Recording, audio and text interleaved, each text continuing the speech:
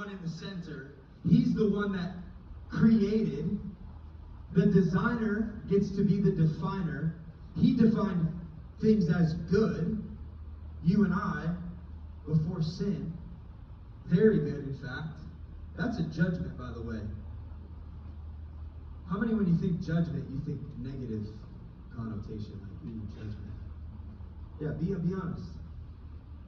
Okay, that, in the garden, when he said very good, after he created everything, that's a judgment. That's a judgment. Hebrews says that we're not going to shrink back at his coming when he comes to judge. How is that possible? We have to have a right understanding that judgment can mean he actually declares something over us that he believes about us. I realized I was dead to my sin and alive to him. I realized that there was a river from Christ flowing inside of me. And from those things, shame left, and it was alive to confidence. My effort left, and it was alive to peace. My insecurity that I never believed I was beautiful, I could never look at myself in the mirror, was filled with beauty. And I learned that I was safe in Christ and secure. And so, why does all of this matter? Well, it matters because it says in John 9, I have loved you even as the Father has loved me. Remain in my love. In verse 11, I told you these things. Why? So that you may be filled with joy, and that joy may overflow. So that's my heartbeat, my biggest prayer for you guys today. Is those of you that feel like you've been trying to work for your faith, earn your faith, work so hard to try to understand certain gospel concepts, that you would realize that when you remain in Christ, all you have to do is remain in Christ. There's no doing, there's no being, there's no working so hard. Remain in the love of Christ.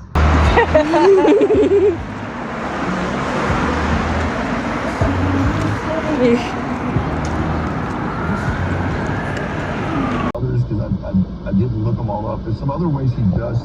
He speaks through visions. Obviously we know scripture.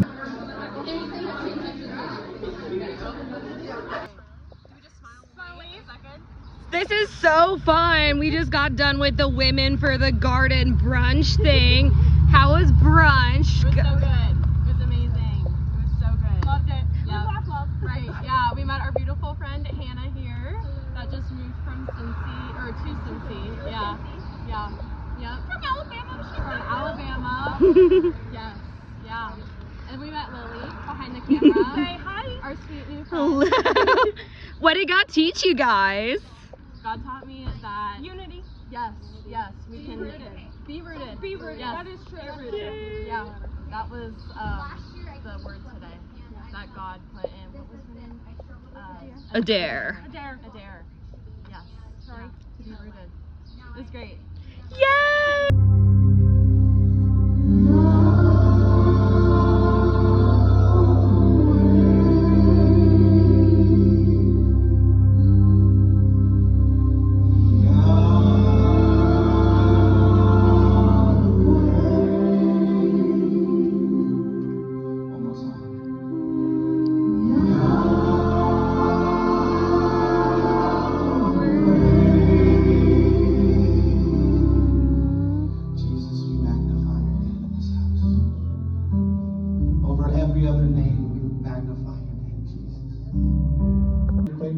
I thought this was a prophetic word for you guys. You can test it and see if it's true. We'll trust God on that. 2 Kings chapter 13, the king of Israel is named Joash, and he's at war with Syria, and he's freaking out, and he goes to the prophet, and he says, what do we do? And in verse 18, the prophet says, take the arrows. So Joash takes them, and he says, strike the ground with them. And he struck the ground 3 times, and then stopped. Then the man of God was angry with him and said, you should have struck 5 or 6 times. Then you would have struck down Syria until you had made an end of it, but now you will only strike down Syria 3 times.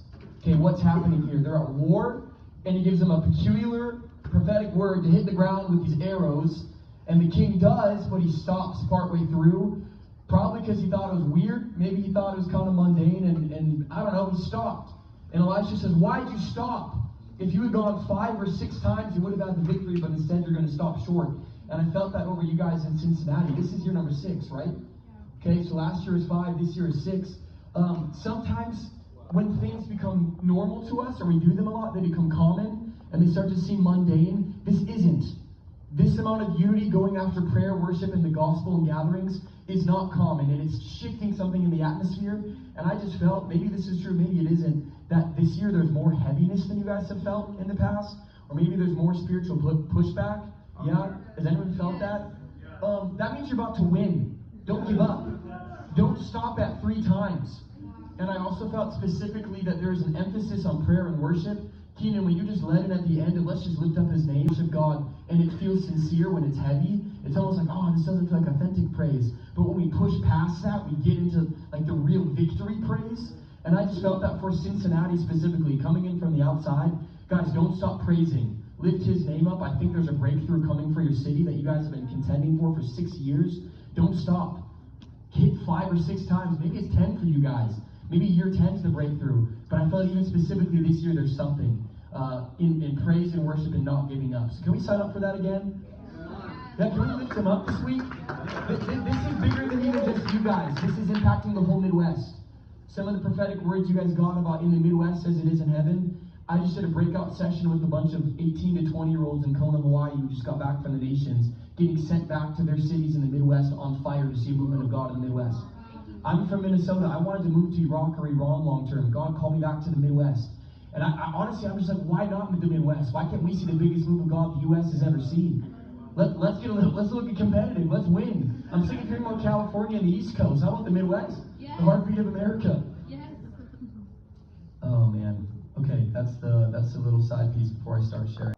Love is patience, kind of cute. Like I always grew up with that. And it's super deep. Don't get me wrong. Patience is an intensely hard thing. If you have 3 older sisters, you would know.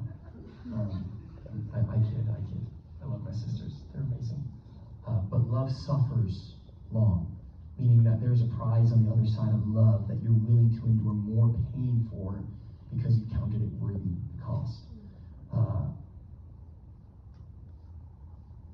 The last few years, I'm single, not married, and I've been on this journey with God of learning the pursuit of Christ, of his bride.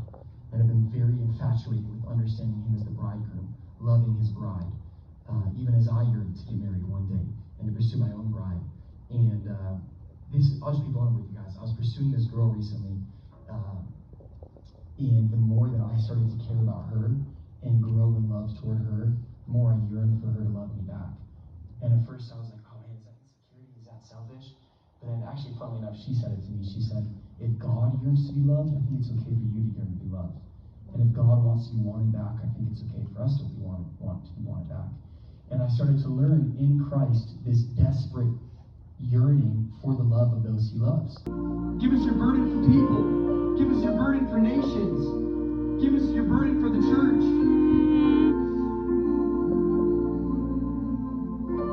Break my heart for what breaks yours.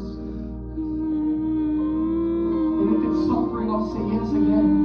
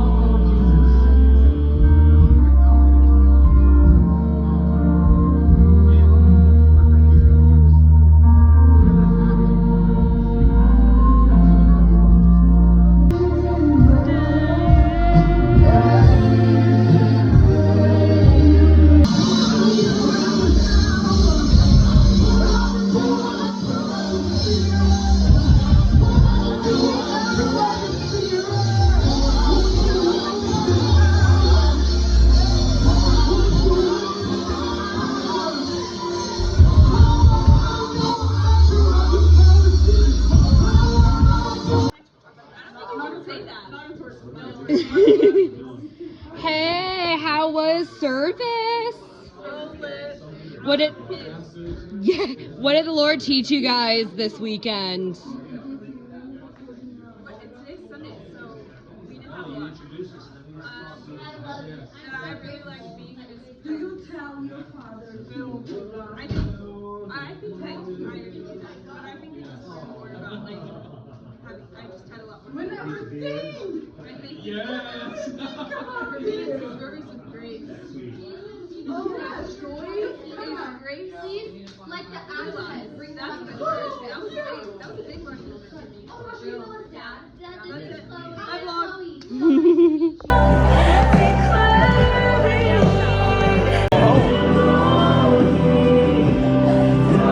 That's exactly what I am. How are you? Yeah, in the new spot, right? So is that you?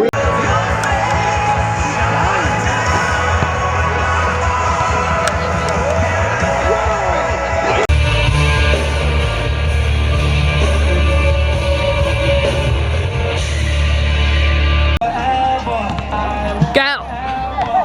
Go! Get out! Wait, what did you say? Angie, ask us when you're from what you think. What did you say? I don't know. What did you say? 513, 513, 513. Revival. Okay. 513, revival.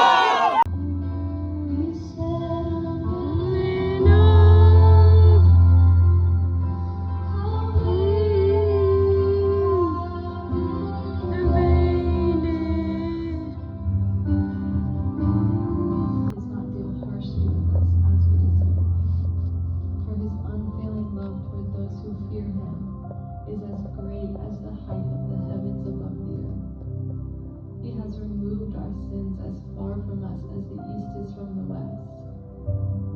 The Lord is like a father to his children, tender and compassionate to those who fear him. For he knows how weak we are. He remembers we are only from there he rules over everything. Praise the Lord, you angels, you mighty ones who carry out his plans, listening for each of his commands. Yes, praise the Lord, you armies of angels who serve him and do his will. Praise the Lord.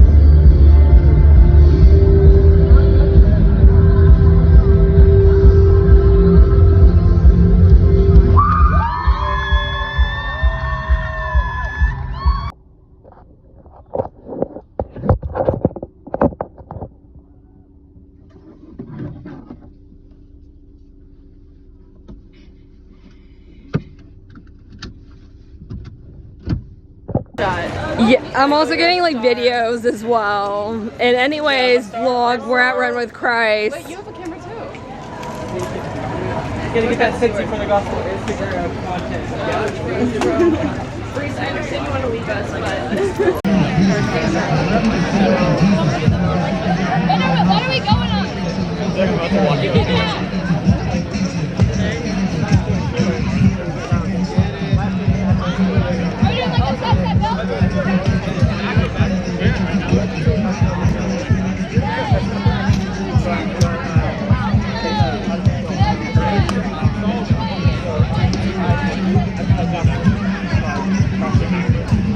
You got this!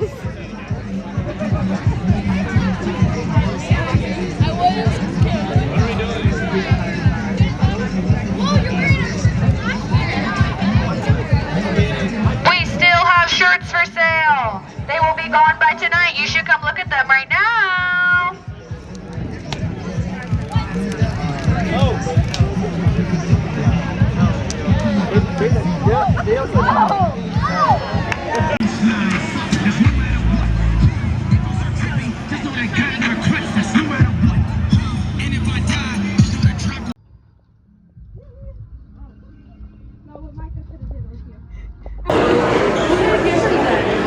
It's a G7 Canon thingy, Bob, I don't know. And it's a vlog, so how's lunch? It was so good. How was Mega Run this morning? Really good. How did you feel about worship and Mega Run? I felt great. It was a really fun day.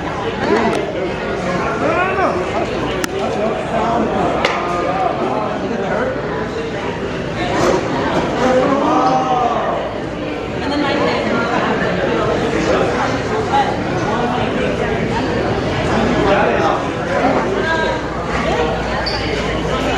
I just haven't always been able to do it. I think it's mainly because when I was younger, my brother he actually dislocated my elbow, and I was messing around. I think I just kind of was like, I couldn't help it. There's something you always laugh.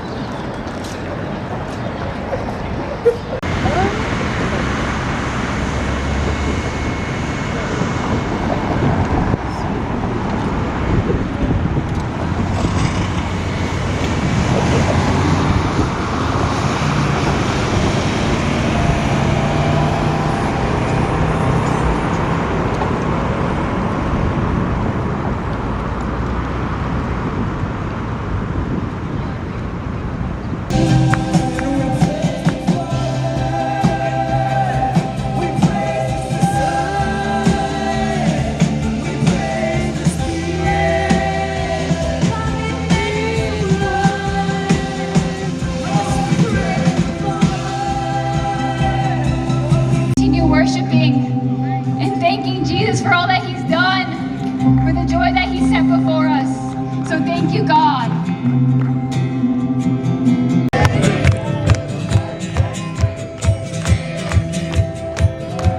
Y'all don't seem excited enough. When the sun sets free, it is free indeed.